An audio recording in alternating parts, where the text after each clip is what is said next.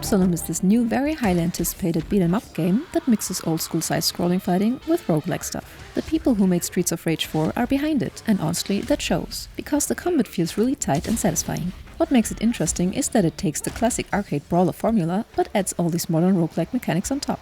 So every run through the game is different, and you're constantly unlocking new stuff. The story takes place in this world called Talamh, where magic basically broke everything. A bunch of wizards got too ambitious and caused this massive disaster, which made everyone distrust magic. This dictator called Sun King Azra swooped in during the chaos and took over, enslaving all the wizards and hunting them down through his army called the Crimson Order. You play as rebels, who are trying to take him down and free magic from his control.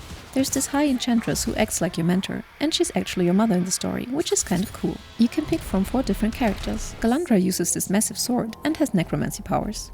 Karl is a dwarf who fights with his fists and this old gun called a blunderbuss. He's the last free dwarf left. Then there's Brom, who's a wizard trying to protect future generations of magic users. And Cider, who's more mysterious and agile. The combat itself is pretty deep. You've got your basic combos, where you can juggle enemies in the air, dodge rolls, and this deflect magic that's really important. When you deflect an enemy attack at the right time, you can stun them or trigger special effects. There's also a mana system for casting spells and doing ultimate attacks. The game teaches you to mix everything together, like deflecting to build up stun on enemies, then launching into combos while they're vulnerable. You can grab enemies and throw them around, pick up environmental stuff like rocks and barrels, and there's this pressure system where if you keep hitting an enemy the same way over and over, they get overwhelmed and you can launch them across the screen. Since it's a roguelike, you die and restart, but keep some progress. When you die, you go back to this hub area, where you spend crystals you collected to unlock permanent upgrades. There's also this tree that you feed crystals to for even more bonuses. During each run you find temporary upgrades, called artifacts, that change how your abilities work.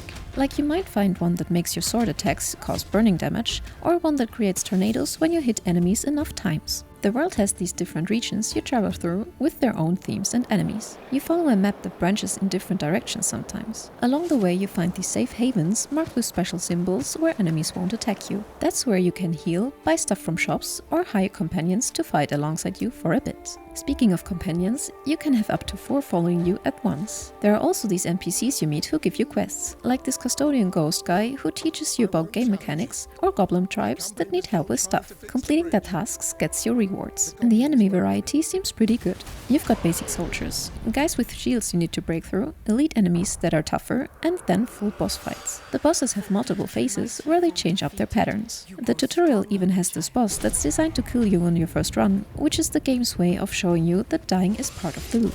When you beat major bosses, you sometimes get these big modifications to your moveset, like completely new finishing moves. You can play solo or bring a friend either locally or online. The game supports 2 players working together, combining attacks and elemental powers for bigger combos. The art style is really colorful and detailed. The animations are smooth and there's lots of visual feedback when you're fighting. The music is done by some big names too, including composers from Dark Souls and Doom. As for the progression system, you've got the crystals for permanent upgrades in the hub, but you also unlock new special abilities called arcanas by spending these golden bug things you find. There are skill trees to work through, different rituals you can equip before starting a run, and trinkets that give passive bonuses. There are also challenge quests from NPCs that reward you for doing specific things, like beating certain bosses or finding secret areas. What makes this game stand out is really just how well it combines the genres. The fact that it's made by people who clearly know how to make good beat-em-ups shows through in how responsive everything feels. And this sentence concludes today's video. If your time was respected, a like or comment is very much appreciated.